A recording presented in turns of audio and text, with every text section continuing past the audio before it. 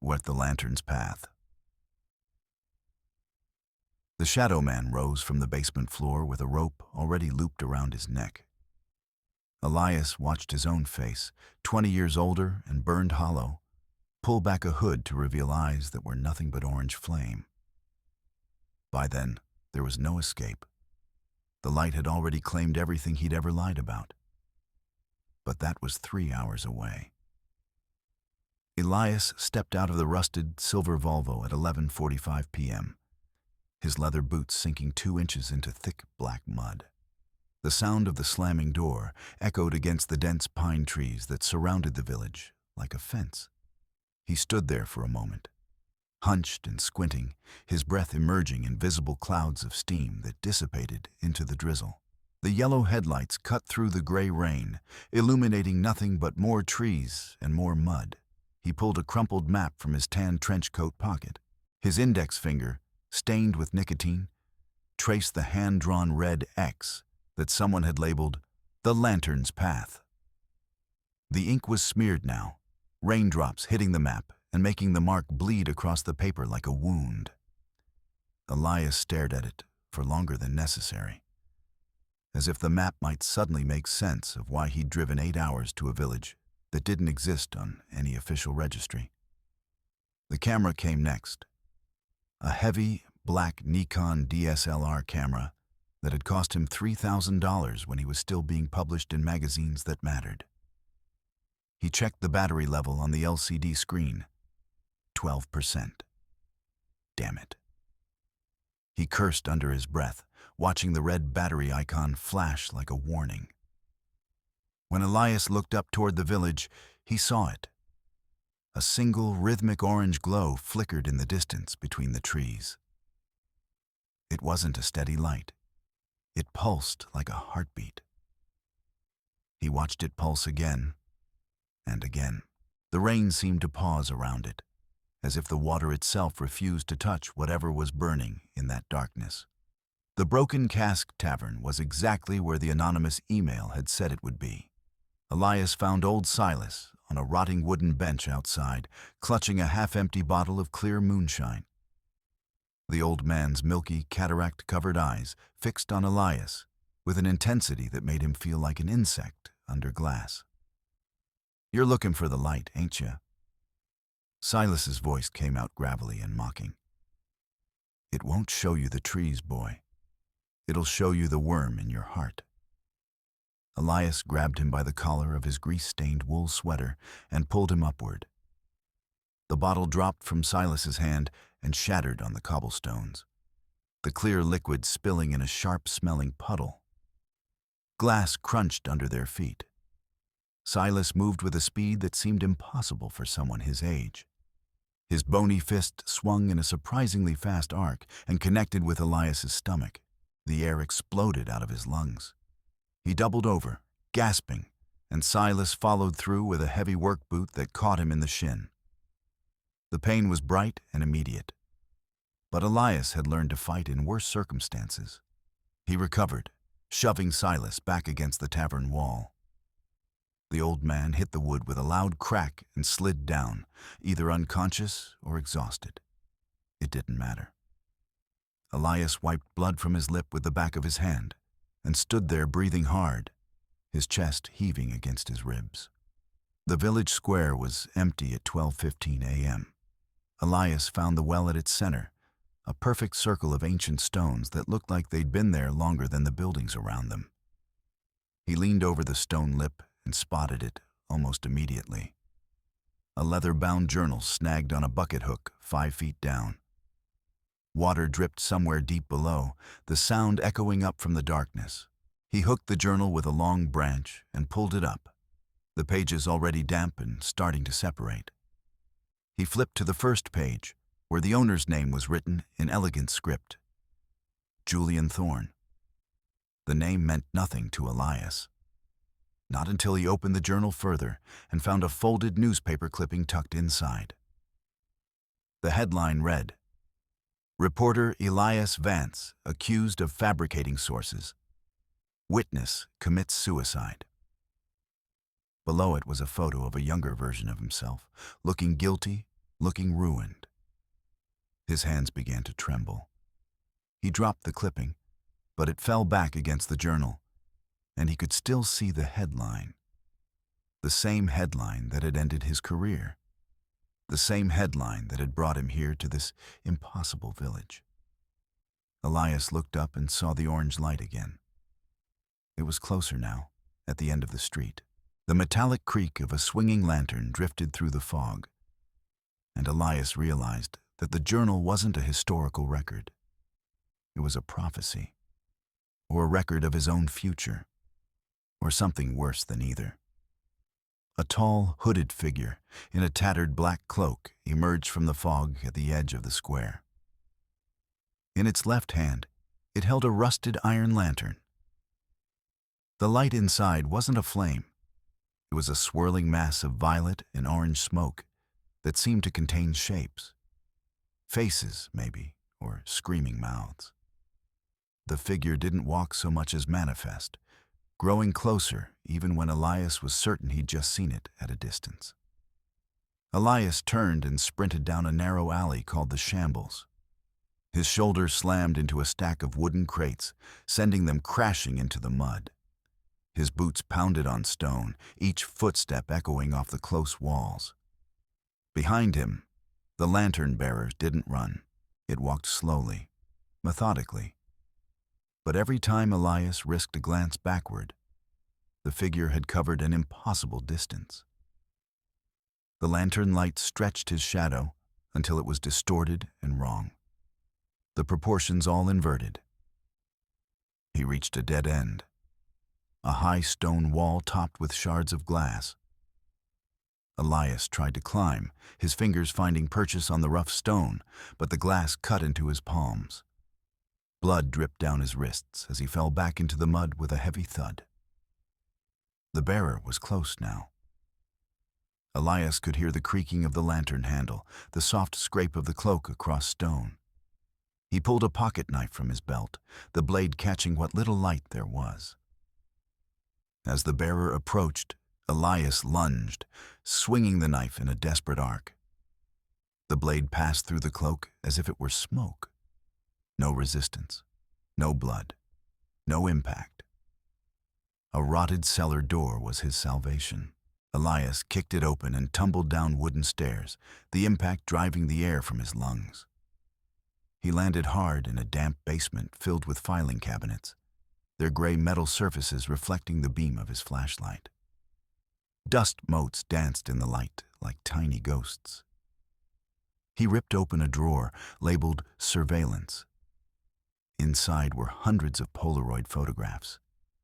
Each one showed a different person screaming, their faces contorted in absolute terror, their bodies illuminated by that same orange light.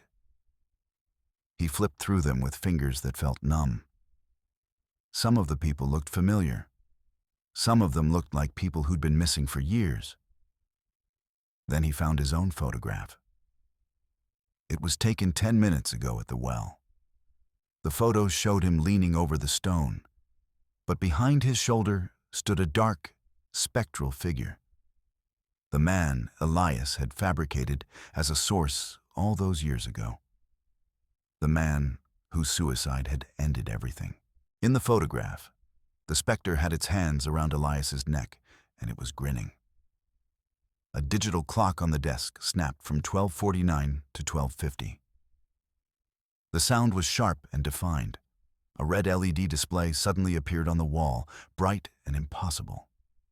Time until illumination, 10. The red light bathed the basement, turning everything the color of old blood. Mara stood at the top of the cellar stairs holding a double-barrel shotgun.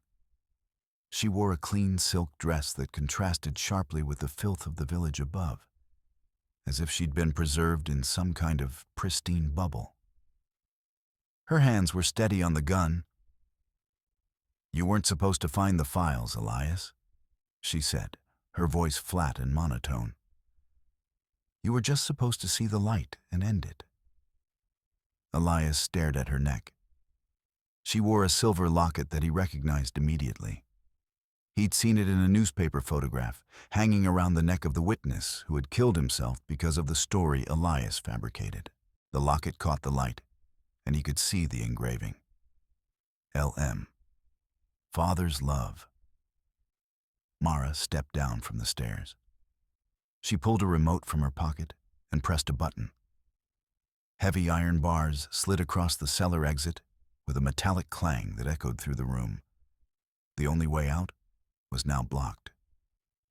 Elias dived forward, tackling her around the waist. They hit a filing cabinet, which toppled over with a thunderous crash. Papers flew everywhere like snow, swirling in the air between them. Mara used the butt of the shotgun to strike Elias across the temple.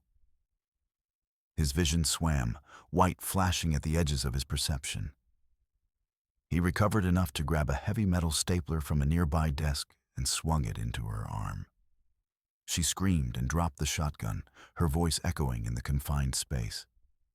Elias pressed his advantage, pinning her down on the floor, his hands around her throat. She struggled beneath him, her muscles rigid and fighting. But as he squeezed tighter, her eyes began to glow. The orange light leaked out of her tear ducts like liquid fire, and her skin started to smoke.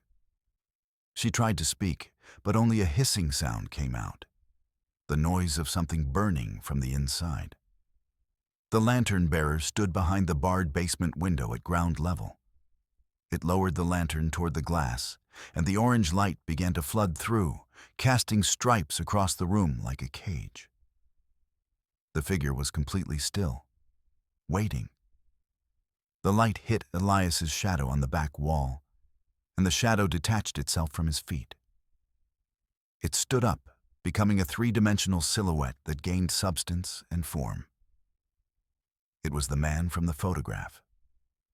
It was the witness Elias had lied about. The shadow man raised its hands, and in them was a rope already tied into a noose. "Why?" the shadow whispered, the word carrying an impossible weight. But it was 20 years older, weathered and worn down to something barely human. The eyes were burned out completely, replaced by hollow orange pits where flames flickered like candles in a tomb. When it spoke, its voice was Elias's voice, but deeper, hollowed out by decades. "The cycle continues," the future Elias said. Elias looked down at his own hands. They were turning gray, smoky, dissolving into the same substance as the bearer's cloak. He could feel himself coming apart, his physical form becoming less substantial with each breath. The sound of sand falling seemed to come from inside his own body. But in that moment, something crystallized in his mind. The lantern didn't destroy. It revealed. It showed the concealed truth. It showed the buried fear. If he could make it show his fear of light itself, maybe the light would consume itself. Elias focused everything he had on his deepest terror, not of the lantern, but of exposure, of absolute illumination, of being completely seen. He concentrated on the fear until it became real, until it became a force in the room itself. The lantern's glow reacted. It grew brighter, brighter.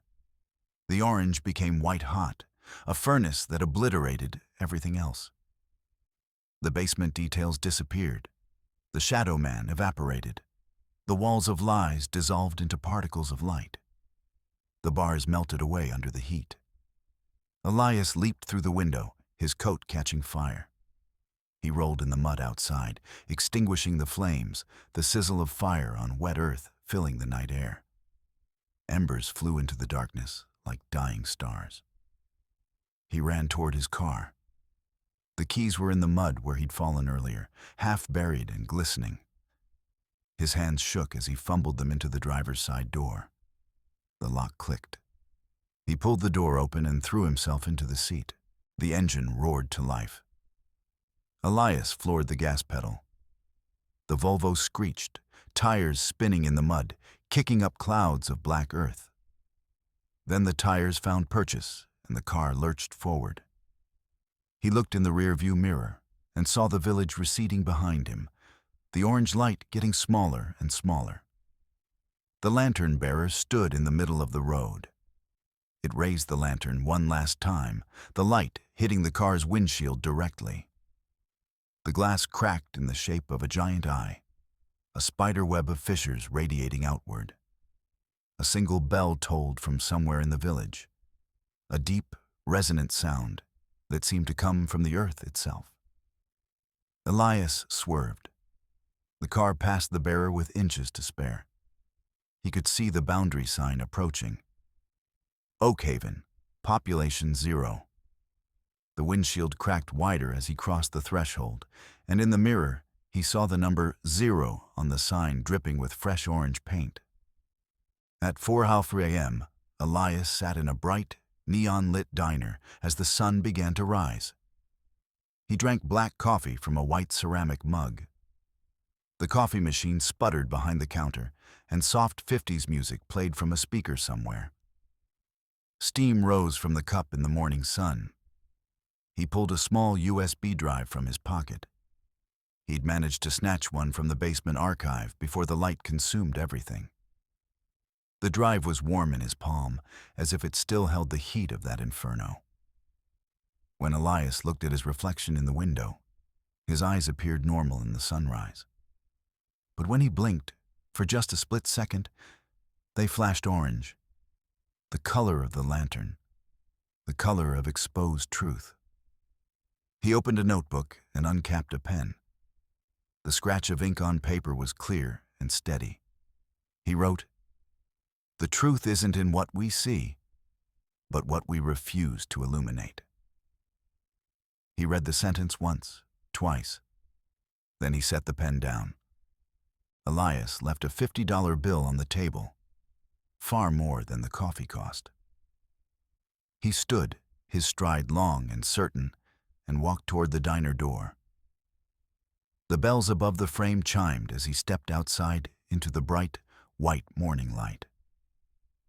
He disappeared into the sunlight, one of thousands of people on the highway, going somewhere else, carrying something that couldn't be explained. Behind him, the diner settled back into its morning routine. A waitress picked up the $50 bill and frowned. No one who left that much money ever came back.